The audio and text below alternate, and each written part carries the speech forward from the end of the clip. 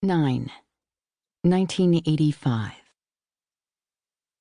The week before his father dies, Rory, 16 years old, is walking home from Tony's through the cold evening, wondering whether that pasty stuff she just served him in between 2 slices of bread was really peanut butter.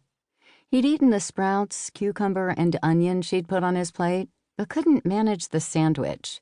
She said it was peanut butter, but it smelled like burned sesame seeds. "Call your brother," she'd said when he arrived. She'd summoned him earlier in the day. He knew something was up when he heard her voice, and feeling guilty, he agreed immediately. He hasn't been by in a couple of weeks, even though she only lives a few blocks away. But exams are looming, and then there's football practice. Plus, he's promised to meet his brother in the city sometime before Christmas. And, of course, there's the issue of his father. When he got to Tony's, her twin daughters were seated in their high chairs, their faces smeared with jam. Tony looked tired.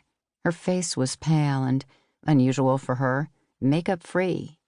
Each time the phone rang or a twin shouted, she startled, as if she'd spent the past hours quietly by herself and not in the company of 2 toddlers, and now sitting across from a stepson who might not welcome her advice. He knew she was worried about Harry, but would never say it. It wasn't her way. Probably guilt, he thought, as she poured Coke into a glass and passed it to him. Guilt for abandoning him in his early teenage years, she being really the only mother he'd known.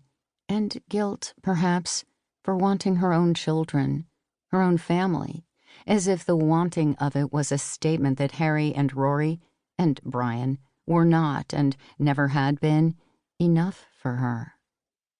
"Brian's busy," Rory said, placing the top slice of bread back on his sandwich and putting the whole thing back on his plate. "He'll never come home."